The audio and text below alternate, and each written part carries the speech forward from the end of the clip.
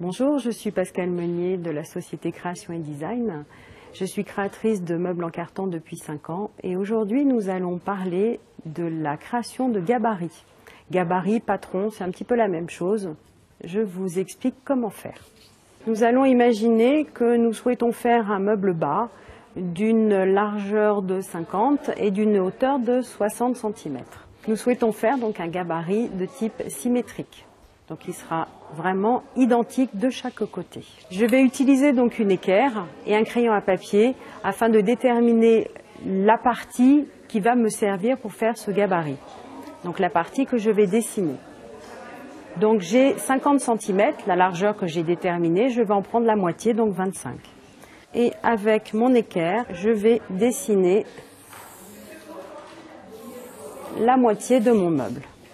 Cette partie-là va me servir donc à dessiner mon meuble. J'ai décidé de faire un meuble un petit peu arrondi. Voilà, donc je fais un pré-trait pour mon meuble.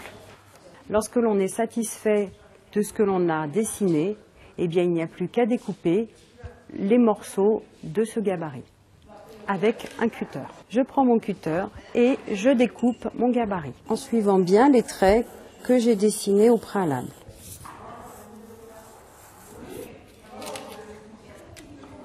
Et je découpe la partie centrale. Je vais reporter donc mon gabarit sur une plaque de carton très peu épaisse.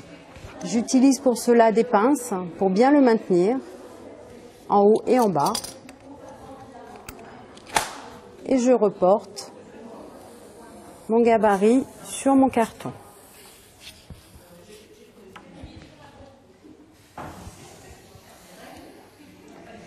Je fais la même chose dans l'autre sens.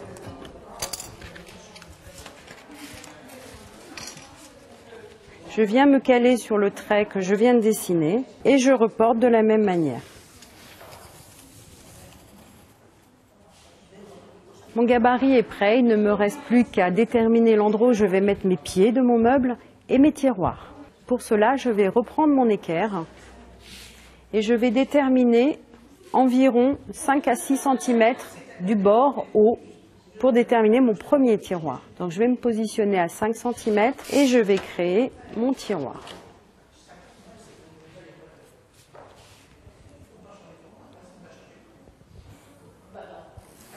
Je vais déterminer que mon tiroir fait une vingtaine de centimètres de haut, donc à 25 cm. Je fais un trait et je dessine la fin de mon tiroir. Étant donné que ma forme est arrondie, je vais faire un tiroir arrondi qui va suivre mon meuble. Donc on va compliquer un petit peu les choses. Je vais donc déterminer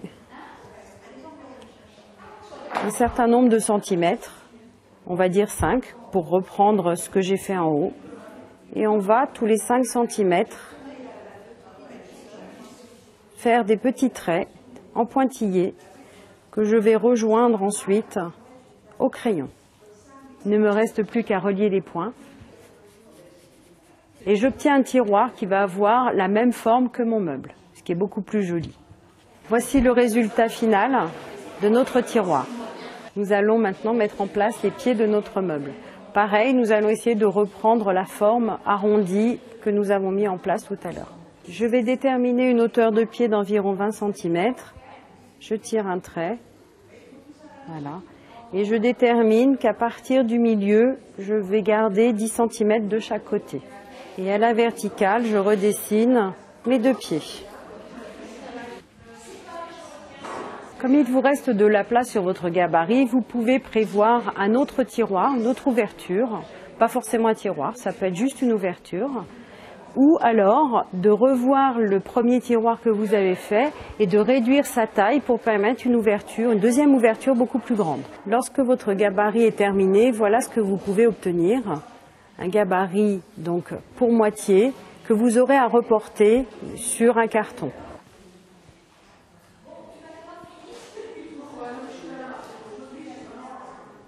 Lorsque vous reportez votre gabarit sur l'autre morceau du carton, voilà ce que vous obtenez.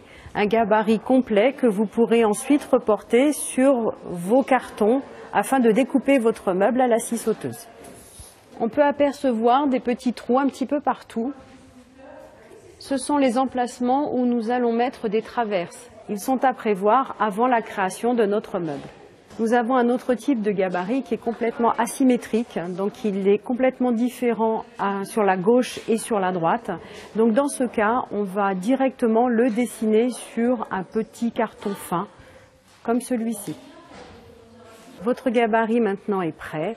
Vous pouvez le mettre sur vos cartons double cannelure et le découper à la scie sauteuse. À très bientôt.